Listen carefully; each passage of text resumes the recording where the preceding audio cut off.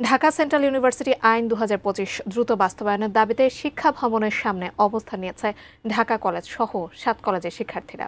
সেখানে আছেন আমাদের সহকর্মী সাব্বির আহমেদ। আমরা সরাসরি যুক্ত হচ্ছি তার সঙ্গে। সাব্বির, ঠিক এখনকার কি পরিস্থিতি সেখানে আপনার মাধ্যমে জানতে চাই। কলেজকে একত্রিত করে পৃথক করে আলাদাভাবে একটি বিশ্ববিদ্যালয় করার ঘোষণা দেওয়া হয়েছে এবং গেল ২৬শে মার্চ এই ঘোষণাটি দেওয়া হয়েছে।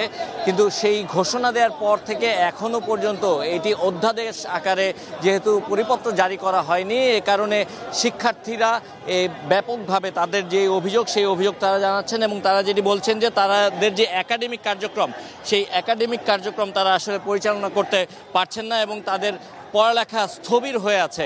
এবং এ কারণে আজকে শিক্ষার্থীরা তাদের যে আন্দোলন সেই আন্দোলনের অংশ হিসেবে এখানে অবস্থান করছেন। আমরা একটু শিক্ষার্থীদের সঙ্গে কথা বলতে চাই। একটু বলবেন যে এই অধ্যাদেশ জারি না হওয়াতে আসলে আপনাদের কি ধরনের সমস্যা? অধ্যাদেশ জারি না হওয়ার কারণে আসলে আমরা রানিং শিক্ষার্থীরা যে সামনে কি করব বা আমাদের যে সার্টিফিকেটগুলো, আমরা তো অধিভুক্তি থেকে বাতিল হয়ে গিয়েছি, এখন তো আমরা একটি অন্তর্বর্তীকালীন প্রশাসনের আন্ডারে আছি। আপনারা জানেন একটি বিশ্ববিদ্যালয়ের সার্টিফিকেট তো ভিসি ছাড়া দেওয়া সম্ভব না। তাহলে রাষ্ট্র যেহেতু চিন্তা করেছে ৭ কলেজকে নিয়ে একটি বিশ্ববিদ্যালয় করবে এবং তারা একটি খসড়াও প্রকাশ করেছে, আমাদেরকে বলা হয়েছিল যে সেপ্টেম্বরের ভিতরেই অধ্যাদেশ জারি করা হবে। কিন্তু আমরা দেখতে পাচ্ছি যে একটি ষড়যন্ত্র মহল বিভিন্ন সময় ৭ কলেজের শিক্ষার্থীদের এই দাবি, প্রাণের দাবিটিকে আটকে দেওয়ার জন্য তারা ষড়যন্ত্র করছে। তাই আমরা চাই এ সমস্ত কিছু রুখে দিয়ে রাষ্ট্র যেন অতি দ্রুত আমাদের প্রাণের দাবি অধ্যাদেশটি জারি করে। আচ্ছা, অনেকেই তো এর বিরোধিতা করছেন, অনেকে বলছেন যে না, এই আদেশটি আসলে সঠিক হয়নি এবং এর বিপরীতে আন্দোলনও হচ্ছে, সেটাকে কি হয়? বিশ্ববিদ্যালয় ইস্যু নিয়ে আমাদের ৭ কলেজের শিক্ষার্থীরা ঐক্যবদ্ধ। বিশ্ববিদ্যালয় নিয়ে কারো কোনো দ্বিধা দ্বন্দ্ব নেই।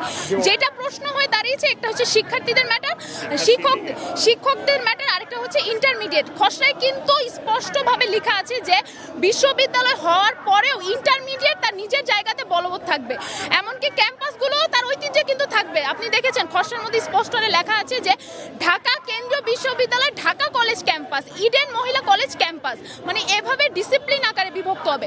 সেক্ষেত্রে যে কিছু কুচক্রী মহল গুজব ছড়াচ্ছে, তাদের গুজবগুলো সম্পূর্ণ ভিত্তিহীন। তারা এক ধরনের শিক্ষক এবং শিক্ষার্থীদের বিরুদ্ধে লাগিয়ে দিতে যাচ্ছে। পৃথিবীতে এরকম কাহিনী আসলে বিরল। তাই আমরা বলতে চাই এ সমস্ত কিছু বাদ দিয়ে রাষ্ট্র যেন অতি দ্রুত, রাষ্ট্র যেহেতু আমাদের কথা এতদিন চিন্তা করেছে এবং আমাদের এই প্রাণের দাবিটি অধ্যাদেশ যেন রাষ্ট্র দ্রুত জারি করে। ধন্যবাদ। শুনছিলেন যে তাদের যে দাবিটি একেবারে স্পষ্ট দাবি, যেই প্রস্তাবনা দেওয়া হয়েছে, যে স্বীকৃতি দেওয়া হয়েছে সেটি যেন অধ্যাদেশ আকারে জারি করা হয় এবং দ্রুততম সময়ের মধ্যে তাদের যেই শিক্ষাবর্ষ শুরু হচ্ছে সেই শিক্ষাবর্ষের শিক্ষার্থীরা যেন দ্রুততম সময়ের মধ্যে তাদের যে একাডেমিক কার্যক্রম সেই কার্যক্রম যেন শুরু করতে পারে। এবং এই বিষয়টিকে নিয়ে যারা ষড়যন্ত্র করছে, যারা নানাভাবে নানা ধরনের সিন্ডিকেট তৈরি করছে, যারা এই বিষয়টি নিয়ে কালক্ষেপণ করছে, তাদের বিরুদ্ধে যেন প্রয়োজনীয় ব্যবস্থা নেওয়া হয় সেই দাবি তারা জানাচ্ছেন। এবং শিক্ষার্থীরা এই মুহূর্তে এখানে শিক্ষা ভবনের সামনে অবস্থান করছেন এবং যেই ৭টি কলেজ রয়েছে এই ৭টি কলেজের যারা প্রতিনিধিরা রয়েছে সেই প্রতিনিধিরা তারা একত্রিত হয়ে আজকে শিক্ষা সচিব অথবা যারা অথরিটি রয়েছে তাদের সঙ্গে তারা কথা বলতে চান এবং তাদের প্রতিনিধি দল সেখানে গিয়ে তাদের যেই প্রস্তাবনা, তাদের যেই দাবি সেই দাবিটি তারা জানাতে চান এবং সেই দাবি তারা যেটি বলছেন যে তারা অনর। এবং এই মুহূর্তে কয়েকটি কলেজের শিক্ষার্থীরা এখানে এসে উপস্থিত হয়েছে এবং অন্যান্য কলেজের শিক্ষার্থীরাও ধীরে ধীরে এখানে এসে তাদের সঙ্গে এই যে আন্দোলন চলছে এই আন্দোলনে তারা সম্পৃক্ত হবেন এবং এই আন্দোলনে তারা অংশ নেবেন। তো এই ছিল এই মুহূর্তে সরকারি ৭ কলেজের নিয়ে যে পৃথক একটি বিশ্ববিদ্যালয় প্রস্তাবনা করা হয়েছে, সেই প্রস্তাবিত বিশ্ববিদ্যালয়ের শিক্ষার্থীদের যে আন্দোলন সেই আন্দোলনের সবশেষ। জাকিয়া।